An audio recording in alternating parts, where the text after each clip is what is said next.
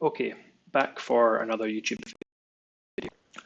Somewhere in Reddit a couple of weeks ago, there was a request for a framework or a method for finding good parachains. There's a lot of parachains out there, or just projects in general on Polkadot, but there isn't really a good framework that I've seen. Probably there isn't. So I want to do a couple of videos talking about how to find good parachains. Here, I'm being a little bit cheeky and presenting a lazy method. Some people want to get the alpha or the gains without doing the work. And I think if you just put your money into random projects without any thinking, just aping in, you're probably going to get wrecked. Your choice, if that's what you want to do. I don't think it's wise. So let me at least provide you with something that might work. This is not financial advice. I'm not saying you should follow this. I'm saying this is something which may work and may be at least better than just aping into random projects. Again, do your own research. So the lazy method. This is, okay, so let me just restate the problem, which is where to invest. If you go to polkaproject.com, you can see there's an absolute ton of teams within the Polkadot ecosystem. Some of these will be investable, some of them not. Some of them probably, they're just not going to be selling a token and possibly not selling equity. There might even just be like a community project, something kind of fun. So obviously when you first look at the graphic, you're like, how do I pick anything out of this? It's almost like throwing darts at, and that's really the nature of the problem, is how do you find the good ones? If you have a lot of time, then you can obviously go through a much more rigorous, extensive process to find good ones. That's not this video. That is probably the next video or the one or two after. In this video, I'm going to go to the kind of quick and easy, cheap, dirty method of getting you to results quickly. That I'm calling the lazy method. You may be entertained when I show you what to do or what you could do. The lazy method. So this is really simple. Go and check the portfolios of either KR1 or Hypersphere Ventures. That's basically it. I'm not paid by either company. I don't have holdings in either company or their funds or anything like that. It just happens to be people that I've personally met and know and have a reasonable respect of their opinion for picking projects. I'll chat a little bit about that in the coming slides. But this is really the lazy method. Let me show you. So KR1, which is a rebranding of a company called Kryptonite One. They have a website, which I've got here on the slide. You go to /investments, and you can see their investments going back, I think, to 2016 is when they started to invest in blockchain space. And I think a lot of the teams that they've invested in are good, pretty good, or very good. And it'd be picks that if I had the money and if I was like a VC, I would probably make some similar picks. I don't know that I would pick everything, but I'd probably look to say buying some Akala or Plasm or Moonbeam. I don't own any yet. I'm not, a backer of these teams. Again, there's no financial incentive for me to push these teams. It just happens to be teams that I personally think are interesting and could be good bets. What do I want to do with my money?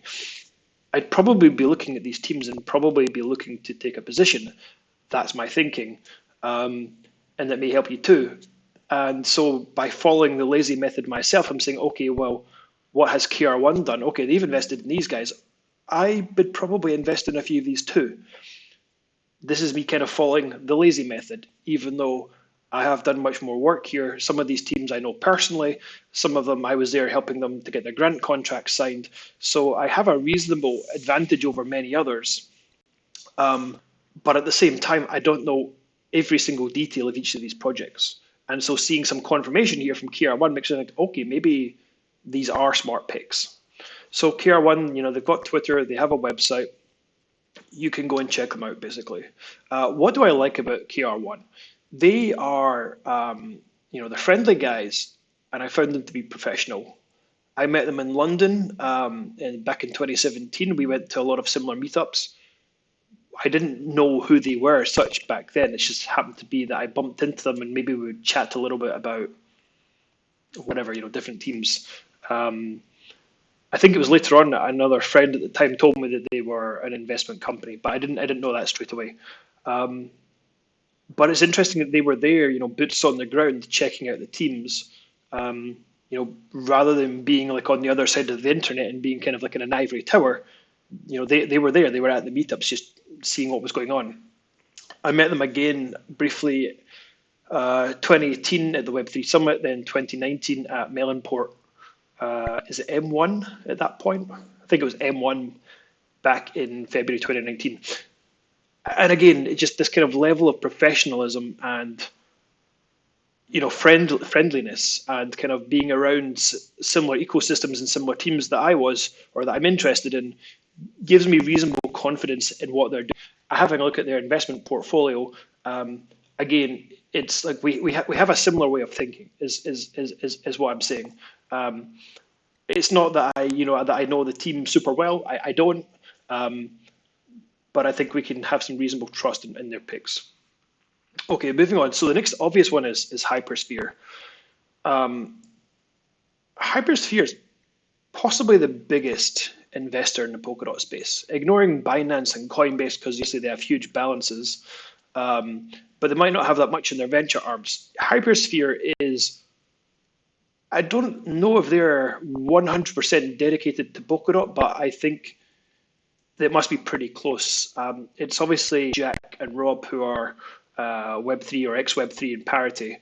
So obviously they have a huge interest in Polkadot, the ecosystem, making sure that it does well. They probably hold a lot of dots personally, and I'm pretty sure in Hypersphere itself, they're also holding a lot of dots. Whenever Hypersphere was hiring, whenever DOT was, say, $4 or $5 a token, they had assets under management of about 100 million. If they were holding most of that in DOT, then we've gone from like $4 or $5 to $30, $40 per DOT. So I don't know, does that mean they've gone from like 100 million to like $1 billion under management, or was a lot of it under, or was a lot of it like say fiat or stable coins? I don't know. Either way, I'm pretty sure they're more than 100 million in terms of assets under management, and they are mostly focused on Polkadot. Obviously, given that I worked alongside these guys, I know a bit about them, and I have some reasonable trust that they're going to have both the connections and the ability to find good teams.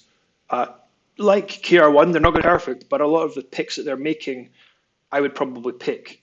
So they have a website, which is listed on the slide, and they have a Twitter, which is listed on the slide. The only sort of problem here is that they don't have their investments on their website. I thought they did. Looks like I was wrong. They have a blog, or they did have a blog, which I can't find anymore. Maybe the website is getting redone. So you can't actually find their investments on the website. I was about to suggest that you'd have to go and find articles like on CoinDesk or Cointelegraph, which I've done in the past. I have my own spreadsheet that I keep of what each can. It is a bit of work, but that's something that I've done because that's what I do. I like to be knowledgeable about the ecosystem, and I have the time to do that. A lot of you probably don't have the time for that, potentially not even the inclination. However, we were saved in this one particular case because on Crunchbase, they list a lot of the teams that investors have bought into, and so we can see they actually have the Hypersphere portfolio. Now, one person has suggested to me in private message that this may not be every single team that Hypersphere has invested into. I don't know. I don't know enough of the details to say whether that's right or wrong, but this looks I think there might even be one that I know of myself, which is maybe missing here. that I believe has been done. Obviously, I don't see the contracts, but if you look around the news or you're talking to enough teams, then you start to hear things. But you can see here, they've invested in Akala, Pure Stake, which is actually Moonbeam essentially. Tyro Covalent, I think, is an F team D trade. I don't recognize it. Might be an F team. The Moonbeam team again, Engine, who's just announced moving to Polkadot, and then Equilibrium, they've got something to do with Polkadot. It's a DeFi team. These are all reasonable picks from what I can tell. Obviously, the two teams that I don't really know, I can't say much about. The other ones, yeah, probably a fairly good bet. Would I put my money into them? Yeah, possibly. And again, this is a lazy method. This is saying, okay, what did the top guys who are investing in a space invest into? Do I just copy their trades? Yeah, potentially you do. I'm not saying that you should. Whatever, you have to do your own research and you have to own risks. But at least as an educational piece, this is making your life easier. So here's an even lazier method, the very lazy method.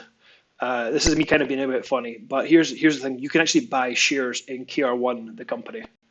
I don't own any. It's not financial advice. Again, do your own research, own your own risks. I'm not incentivized to say this either. As I said before, I'm not paid. This is just like what I found on the internet, this thing that you can do. Hargreaves Lansdown is a big platform for selling shares in the UK. In the US, it's maybe someone like Charles Schwab or, I don't know, E-Trade or whoever it is, that's that kind of like platform, that kind of service. So you can go and you can actually buy shares in the company of KR1. You do have the extra risk of KR1 is a management company, so you're not buying the crypto directly. But on the other, if you have money, say in a pension pot or pension plan or whatever, you may not be able to take that out easily because of all the tax problems. That said, I see here that in this particular one, you can't hold it in a UK pension account, a SIP, which I see it's got a little cross here on the website. However, you can hold it in an ISA, which is a particular type of tax-free account in the UK. So if you have money in one of these accounts already, then here's a way for you to get crypto exposure without actually taking it out, suffering a tax event, and then buying the crypto directly. I'm not saying this is for everyone. The other thing is here is that this company is obviously very long crypto. So if you are long crypto yourself already, buying this doesn't provide any sort of like hedging. In my view, you are just continuing to go long crypto. So keep that in mind. This may be useful. I believe you could also buy it in the US. There might be a different ticker. It's essentially you're getting the same exposure to the same underlying companies. So there's one more to show you for this. This one I just came across last week. Here's the Coin Telegraph article. PINT. I'm curious. I'm interested to know what they're doing. Stateless money I've heard of. I think, are they the guys who are doing the jobs website? Polkadot Jobs and Kusama Jobs? I don't quite remember. And obviously ChainSafe, who have a grant, at least one grant to do the Gossamer code, which is basically the Polkadot code, but doing it in Go rather than in Rust. So two teams who are obviously invested and interested in the Polkadot ecosystem, and it's here clearly they're coming up with a pretty interesting project, which is to have it's a token or tokenized index that will hold a bunch of teams as the underlying position. So Akala, Equilibrium, Hydra, Litentry, Moonbeam, and Plasm, all of which I think may have had grants. I need to check my memory on that one. I at least recognize that quite a few of them have had grants. Some of them I know personally, of course. Some of them I don't. They look like reasonable picks. I don't hold any tokens in PINT, obviously, nor any of the underlying teams, as I've said before. These are just people that I know, and would I put money into PINT? Maybe. I feel that I would rather put money directly into the teams. That's my feeling, but as a lazy method, this would be pretty easy to get exposure and to kind of set and forget. that's at least my thinking. It's up to you. And just one last thing is, again, just to share the Discord. I believe this link does work. Someone had a problem with it before, and our Reddit. If you're looking for, the alpha, then you kind of need to be up to date with the market and what's going on. So you should be looking for Polkadot related news, which we have a lot of in Polkadot Market, both in our Discord and in our. And I think it's a great source of news. Things that I miss that I don't see on Twitter, someone else will share it.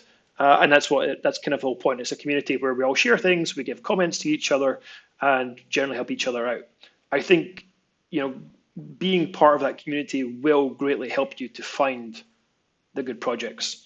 And you'll come across this video and the other ones that I'll do in the future. So, I'd love to see you come and join and be part of the community. Thanks for watching.